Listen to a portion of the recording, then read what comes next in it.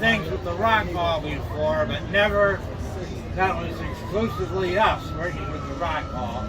We had two bands on the outdoor stage. Yeah. Brent Kirkwood, that what's that? I forget. Falling Star. No. Brent Kirby, and Chris Falling Allen. Star, and some guy in his band. Yeah. What's his name? Doug McKean. Yeah. I like that band. They're both quite good. We had a good turnout. Weather fine. It was good. So it got broadcast over RUW as well. Superb. I'll download that to listen to it. They all treated us real nice and everything. That's good. And in the past, we've done a lot of things with them, but we were always kind of like an add-on or something. And last night, they were very, hovering around us, trying to make sure we were doing well. So that's awesome. It was good. What else? Rock and Roll Hall of Fame, worldwide institution. And there we were. Is that the closest that we will be institutionalized, Mr. Guyette? Yeah, really. Yeah.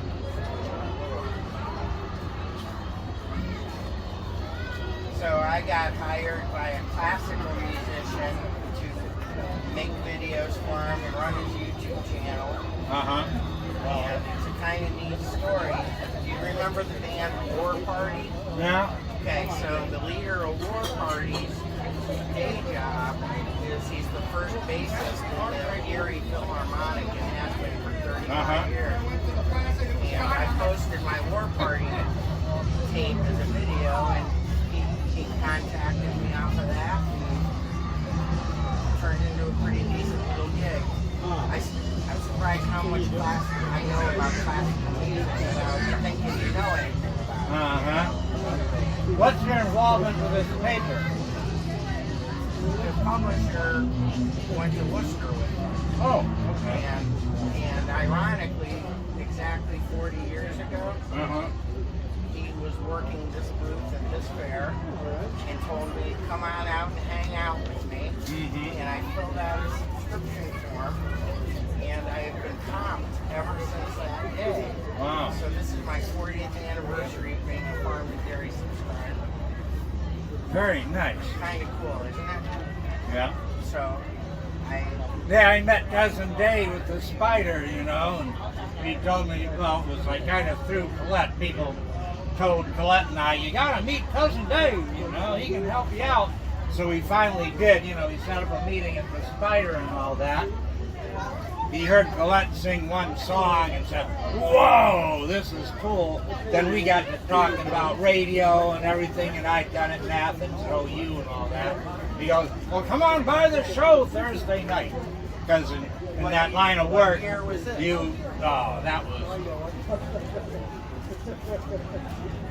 79 or so, 80 maybe, a long time ago. okay. And what you do when you're in broadcasting, you invite people to come by and watch you do your show. That's how you're polite.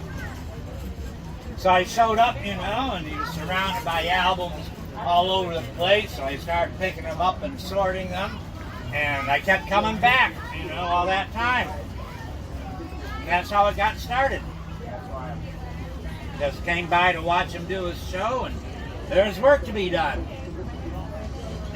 He never hired me or anything. It was just slid right in. When did you become an official host? Well, he got sick, and so I was like really helping him out, and then he couldn't do it anymore, and I just kind of slid in there. So the answer is I don't know, but I did in maybe 94, 95 take the official training program, but I'd already been doing it for a while, It was kind of a formality. But I got into it and started teaching the other kids and stuff, because I'd done radio in Athens. So How old are you now? I am 67. That's about the constant age of my older music friends, those who were inducted. seducted me. Right. And what's your role with this paper? I work this booth at this event, and that's it. Oh, okay. I just, he knows, Scott Darling knows that I'm a good huckster, you know. Right. And for your living, you make grinding wheels? No, You my own a dad- grinding wheel company? No longer. I still own it. My dad fired me 5 years ago, right before COVID. Did you know that? Uh-uh. This is get the F out. Never been anything but a worthless parasite. I never want to see him again. Really? And he has not. So I've not That's worked. terrible. It is terrible. I've asked to be bought out. Your dad still has a piece of the business, and you do too? Yeah, he's running it. He's got majority share. My other brother's a shareholder. We both have to be bought out. He won't buy us out. He's quote unquote no money. Uh-huh. And he just bought a brand new $100,000 Corvette. He's addicted to his lifestyle. Uh-huh. Doing the right thing. So do you get enough residuals or whatever? I get almost nothing. Oh. Every year they spend all the money to have a loss, and then after the maximum number of years you're allowed to have a consecutive loss, they show it a minuscule profit and there's a stock distribution. So I won't get one for about 5 more years. So what do you do for a living? You got that big ass house, eBay and YouTube. selling stuff? Yeah, and I walk the dog. I'm walking dogs now. Oh. But on YouTube and eBay you sell like antiques? Well, on eBay I just sell records, books, magazines, anything I got that I don't give a shit about. Uh-huh. Very little do I give a shit about anymore. Uh-huh. And then my YouTube channel, I make about 40% of my income off of YouTube. Uh-huh. And now the ratio's changed. I made most of my money before I got locked off of eBay. And then YouTube, I don't even feel like I'm working. I'm fucking around with my taste. Uh-huh. So that I love. eBay I kind of hate, but I love getting the crap out of my house and getting some change. Uh-huh. And walking the dogs I really like too. I just have been doing that for years. I'm walking dogs in some of the most beautiful estates I'm walking those trustworthy. They gave me the rich customers. Mm-hmm. That I love. I got. Oh, well, you know Tom Shaper. Yeah. His girlfriend Lydia is one of my clients. Uh-huh. Her dog's my favorite. He's 19 years old. He's blind and he's crippled and he urinates on me every day. I love him. I've got one asshole dog that doesn't listen. Uh-huh. There's 2 in that house. But you got that house all squared away before you got fired, right? No, I still owe on it. I just scrape by and some months I'm hurting, you know? Uh-huh. Depends on what happens. But I'm just waiting. I get my Social Security in a few months. Uh-huh. I might take it. When my dad croaks, the bottom goes to the so I own X amount of the property, the building, and I own X amount of the business. They're separate. Uh-huh. So let's just pretend the business is zero and worthless for me. And get that feeling that's what you get fucking paid or the auction value of the equipment or whatever. But the building is probably worth close to $1 million. It's right next to the I-90 Avenue curve. It's north of you and on the street that borders the freeway. So like the freeway comes down to a factory. So it's a great location. So that maybe I'll get $250,000 one day. But fuck my dad and fuck what he did to our family. Right. Such a spineless piece of shit. Well, after Jill died, her mom decided she didn't want me working anymore because I took care of Jill and she was sick. So her mom set me up. Oh, that's wonderful. So I don't have to work anymore. And I started collecting my Social Security like last year, when at age 66, I think it was. Whatever. I'm gonna do it early. I think. You know. I got tired of waiting because it was kind of a good chunk of change, and well, after Jill died, I didn't feel like working anymore. Right. Because it used to be, you know, like brag or tell about everything I was doing. You know, we were kind of like a team. And then after she died, I was doing good journalism stuff. But after she died, I just like, yeah, lost my spark. When my dog died, Like anyone can do it, you know, they don't need me. I honestly don't believe I would have survived my dad firing me if my dog hadn't put in the picture. It gave me purpose.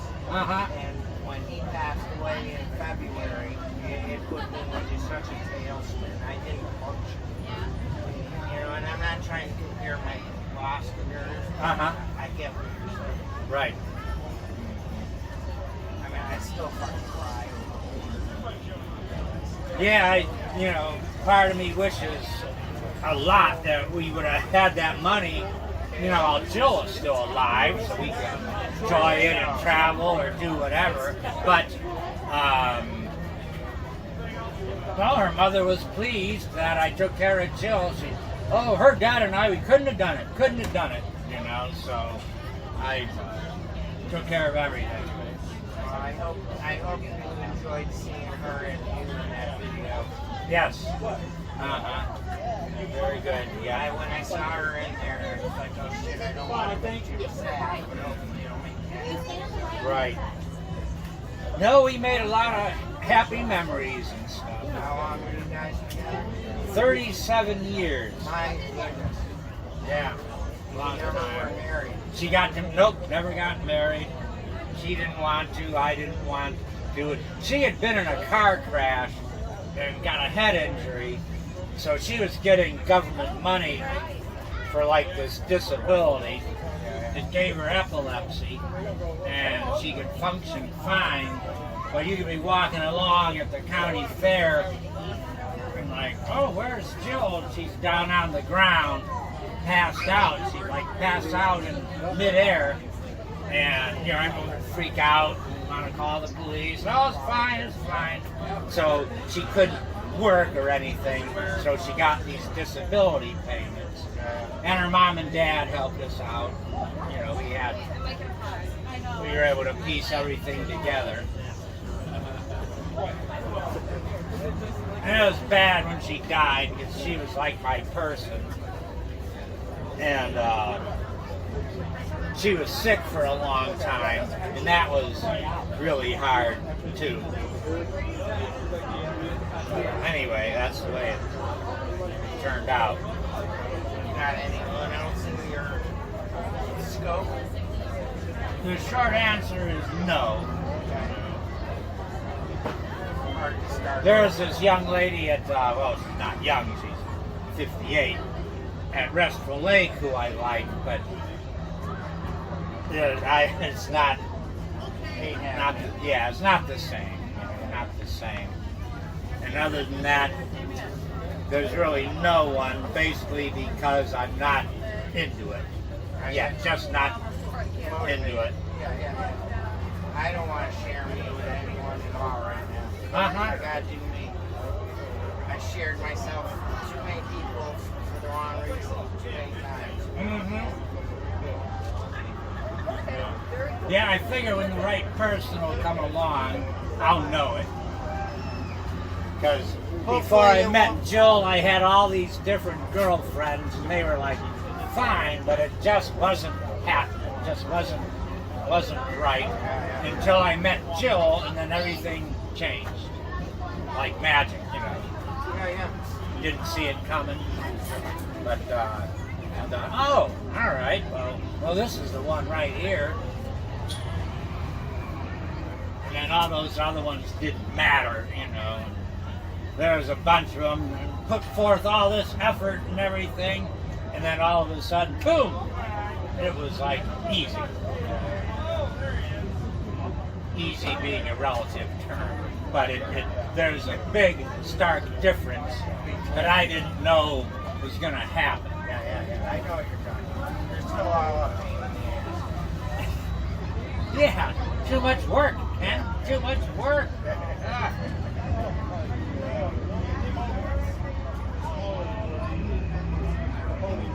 And there's one that I kind of like. I'm getting the impression that she tells lies and things to play me against like these other guys and stuff. And I'm so not into that. She's 58 years old, for God's sakes. It's just, back in the old days, I might have played along with that, but now it's just like, oh man, what a dumbass. Other than that, we get along great.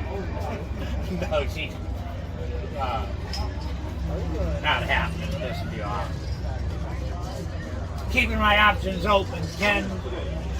If you got any chicks around, send them all by. Send them on by. I don't even, I'm ignoring them. Well, wait, you've got Karen Gale, yes? No. Never, nothing's ever. Oh, nothing was ever happening with her? No. Oh. We're sort of similar people. Uh-huh. And I've gotten a good vibe off of her, but Nothing's happened. Right.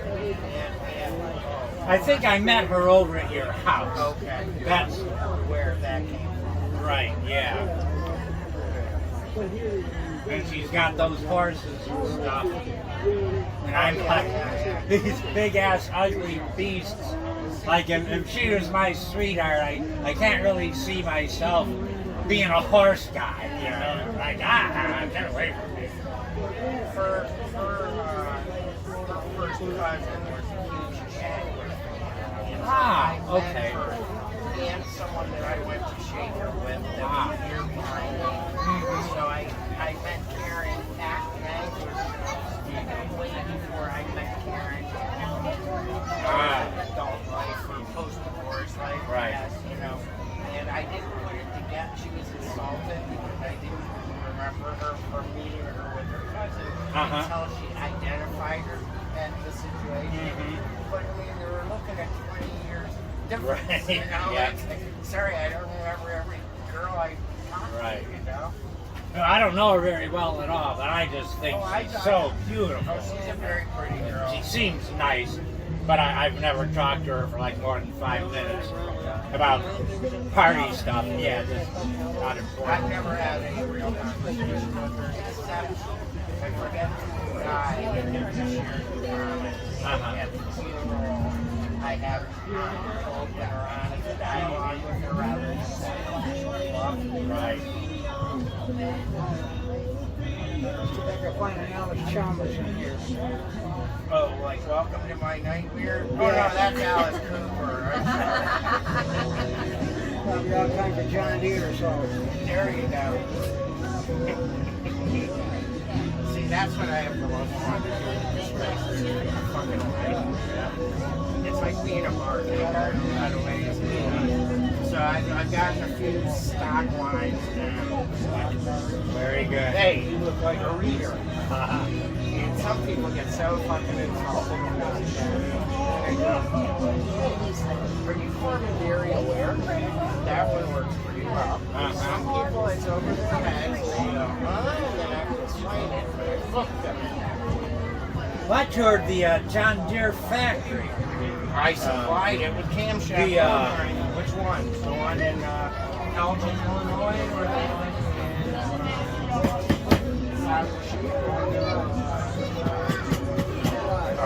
I don't remember, but because of my job, I toured all the places.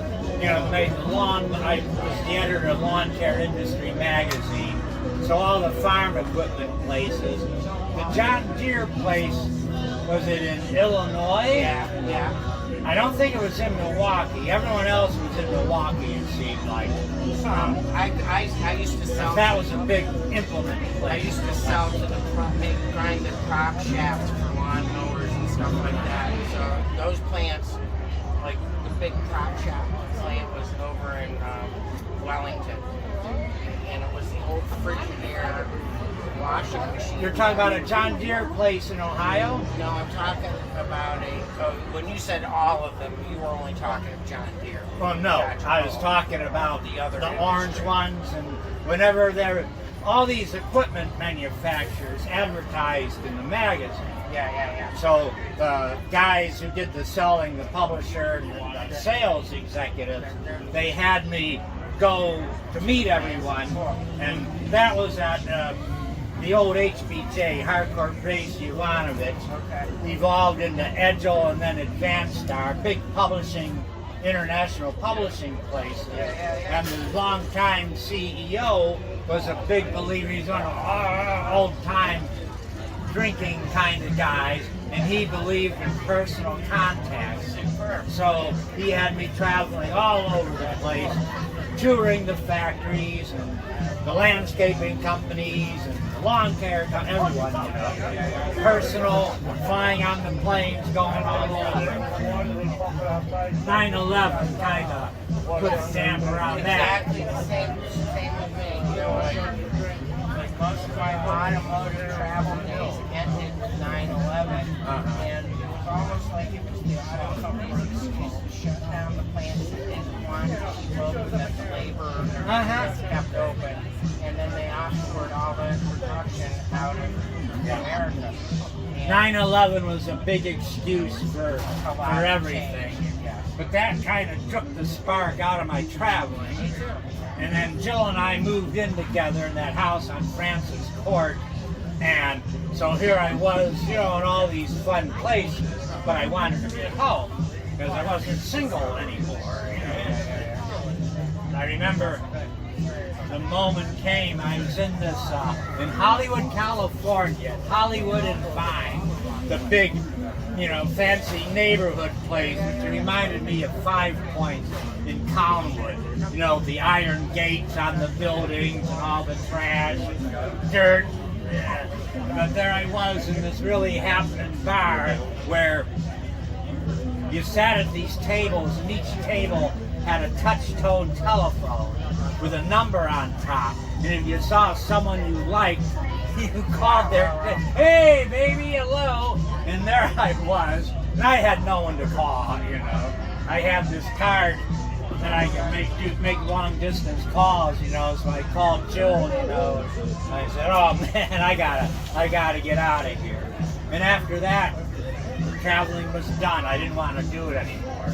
I had obligations, and so I stuck with it. But all of a sudden, I came up with excuses not to go and everything. And my employers, oh, you gotta be traveling, you know. And I wasn't into it. I wanted to be home.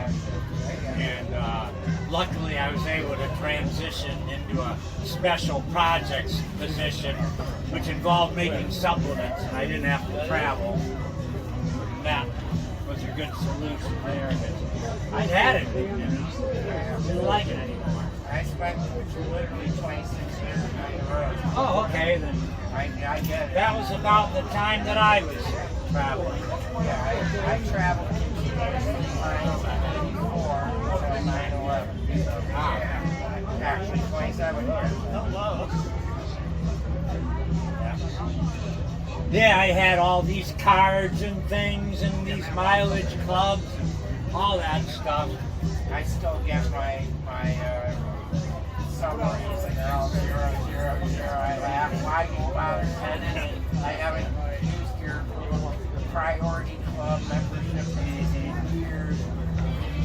This one flight, that afternoon one, it went like it left here, Hopkins at like 10, and went out to LA, and then scooted over to Long Beach, which was like my favorite airport, because there you like walk in, and you know, the guy who unloads your luggage is the same guy who does the ticket counter. And it reminded me of Taratuba, the island where McHale and his crew lived. It was very tropical looking, Long Beach, and very small, easy to get in and out. And the flights that went from Cleveland to LA and back and forth, this one in particular, there and back, went from Long Beach hopped over to LA like a 20-minute flight. Then it would touch down, we'd wait around 20 minutes, start back up again, flying across the country. And there was one late morning and one late afternoon going back and forth. And that's the one I use to get back and forth to the West Coast. Yeah, I only ever worked in Oakland. So all the manufacturing got chased out of California. Toxic rules and stuff like that in the 80s. The project I worked on in Oakland is one of my proudest. You know the beam in Chicago? Yes. That. My wheels shaped the entire outer surface of the beam. Sweet. And polished them. I probably sold $250,000 of wheels to make that. My California thing, well, at first, you know, I was like big for landscaping and precision landscapes and all that, so I was all over that. Then they kind of had me going with the equipment manufacturers, and in the San Joaquin Valley was where they did all the big scale grape growing and everything, all these different crops, and that was out of San Diego and Fresno, you know, that area. Further south, I loved San Diego, so I fell in love with that. And the other one, not Fernando, Fresno, yes. I loved Fresno, and there was an enclave of Guyettes in Fresno. A whole bunch of Guyettes in Fresno. A bunch of Frenchies get to California. No one could explain how they ended up in Fresno, but there they were. You open up the phone book. The old days. There's several pages of Guyette. I used to take the phone book here with me the first night of a business trip and read the entire yellow page, looking for other factories going on, and these kids just don't appreciate it. And we did it actually better than what a Google search did. Yes. We knew what we were looking for, you could find stuff. I don't think we're more efficient now. My publisher, my boss, whenever he'd go on a road trip, which was often, he was on the road constantly, he'd slice the yellow pages, the appropriate yellow pages out of the phone book, staple them, and give them to me. And then when I was on the road, I'd look through like the whole phone book, you know. And when I was out in San Diego, I think it was, I looked through the white pages and it said Redenbacher, Orville, agronomist. It was Orville Redenbacher. So I call him up, and we're chatting away, and he finally goes, "How did you get my number?" And I said, "Oh, you're in the white pages." What? Jesus fucking Christ. Anyone in the world could call up Orville Redenbacher and chat him up. He was an old guy, you know, affable. Didn't need anything from anybody. And but what a treat. Oh, well, come on over. And he lived in this giant skyscraper luxury apartment. So you went over? Yeah. How cool. Yeah. What's your best brush with greatness? Hanging out with the guys from KISS without their makeup on. Wow. That was pretty neat. What year? Oh, it was at the height of their fame. They had put out this comic book made out of their own blood. And 78-ish. Yeah. How did that occur? I was working for the Lake County News Herald, and later I landed at the Telegraph, but I was doing music stories for the News Herald, and one of the main backers of KISS was this rich guy from Shaker Heights, and he was having a party for them. No concert or anything, just a party. And come on by, you know. So I did, and there they all were. And he had a humidor filled with fine cigars. So we're like taking all the cigars and stuff, smoking them. Hi, how are you today? Albion again. You remember us now? I came back to get that paper. Yeah, Albion near Erie. That's right. She still picked up stuff to carry around. Are you guys folk music fans? He's a legendary DJ on the Case Western radio. Okay. Jim, I just tried to pitch you as a legendary DJ. Oh. All right. Hi. Retired, huh? Pardon? Retired. No, I'm still at it. He never graduated. He's in his 72nd year. Not true. I've been doing broadcasting for 50 years, and I did graduate from Ohio University. OU. And now I work for the broadcasting program at Case, Western Reserve University, teaching the youngsters broadcasting. Their young minds filled with mush. They gotta point them in the right direction. You guys look farm and dairy motivated. Yep. Who, them? Oh, You guys have a notepad, have a plastic bag, and the winter hat. You still have to wear earmuffs. Do you have to go online to subscribe, or what are you You doing? don't have to inside, and I'll put the extra one in. There's a subscription info. If you want to do it here, you can fill out a subscription form, and I'll be happy to take your money. You can pay by check, cash, or credit card. Oh, you can. I'll do it. Cool.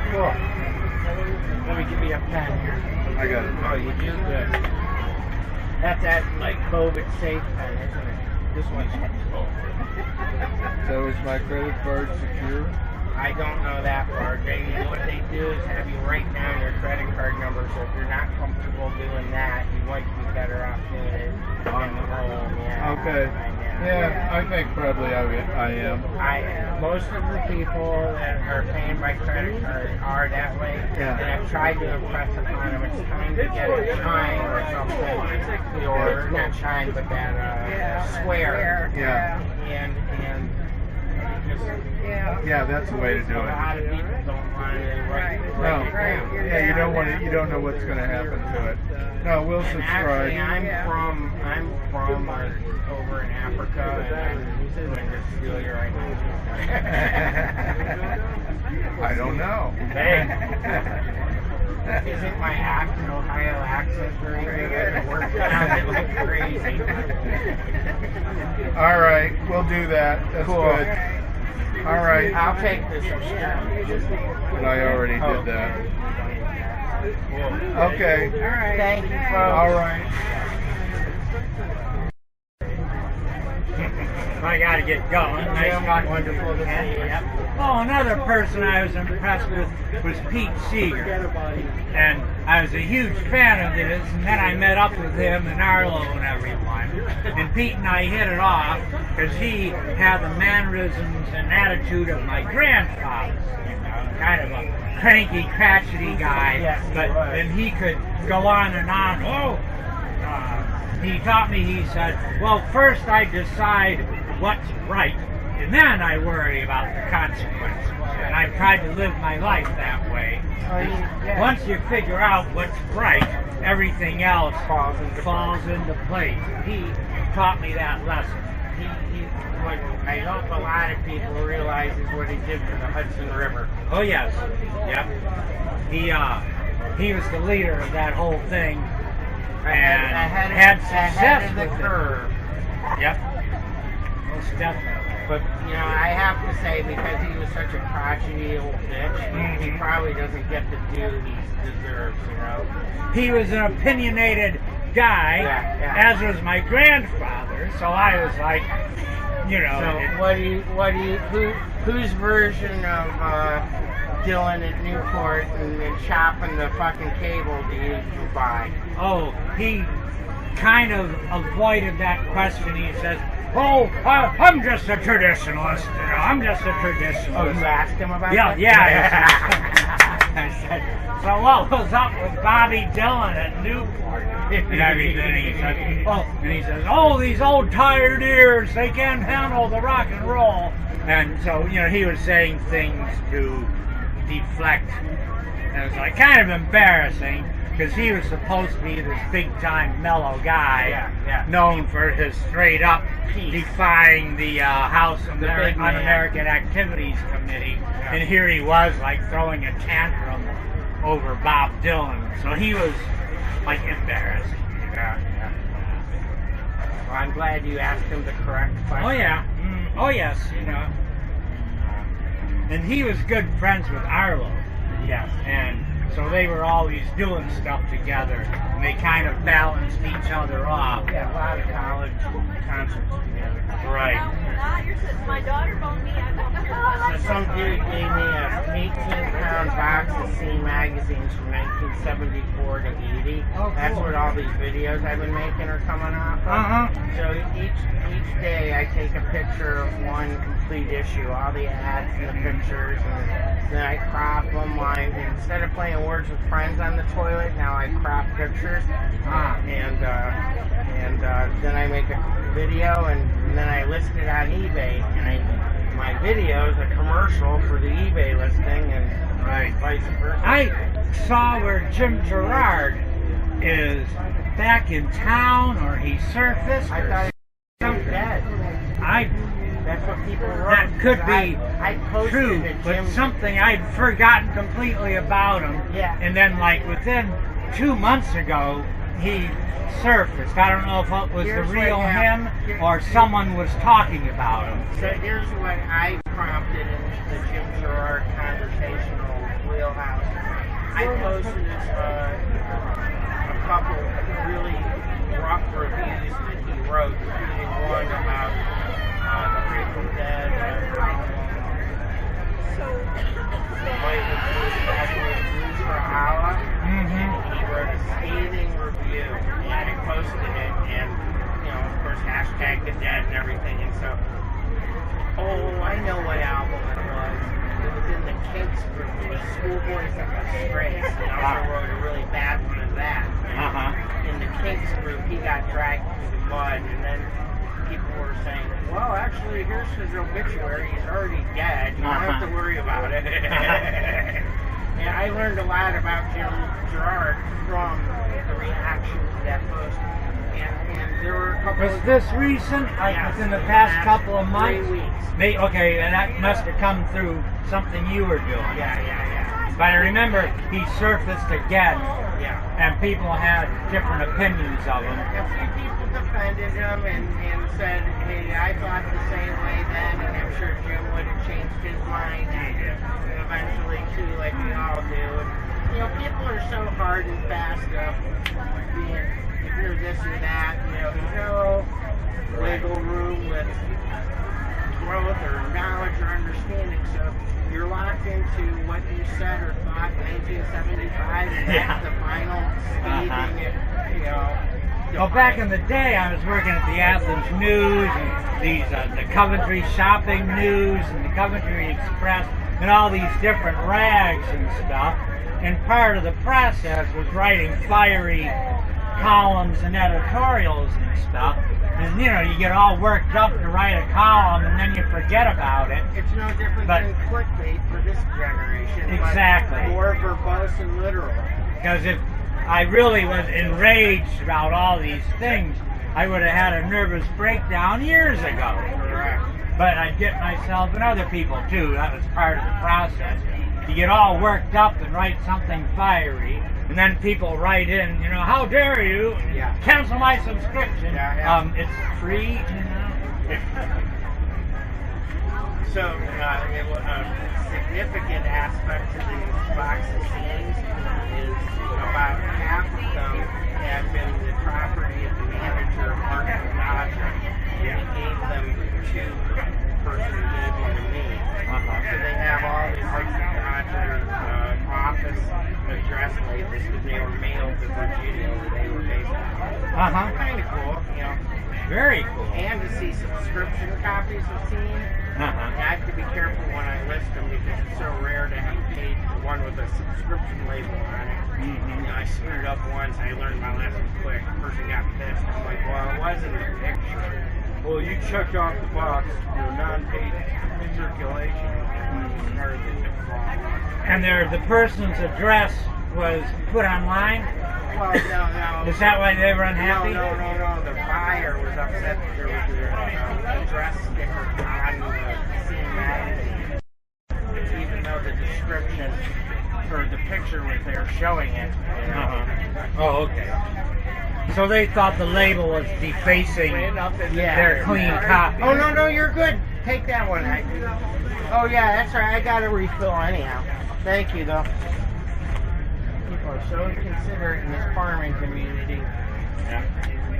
Nice people. Uh-oh, though, this guy looks like a rebel rouser. I got to get my annual farm and dairy. Look at these shirts and something like that.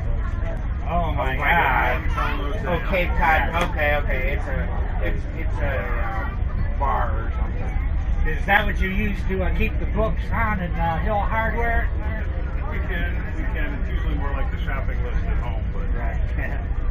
I would husband for one thing, you can keep track of all the folk are. we do need a bigger one. That's been a very He common. runs my favorite hardware store of all time. Where is that? Downtown Burton. Right in town. Cool. Yeah. Got old-fashioned stuff. You need an apple peeler and corer. He's got one. Is it older than the chagrin one? Thank you. Same kind of. Same kind of Yeah, deal. Yep. The wooden floors that creak when you walk The on wonderful them. wooden They got all cabinets. the stuff on the walls. Anything you can need. Their cabinets look You like break the cars. glass thing in your percolator. He's got them.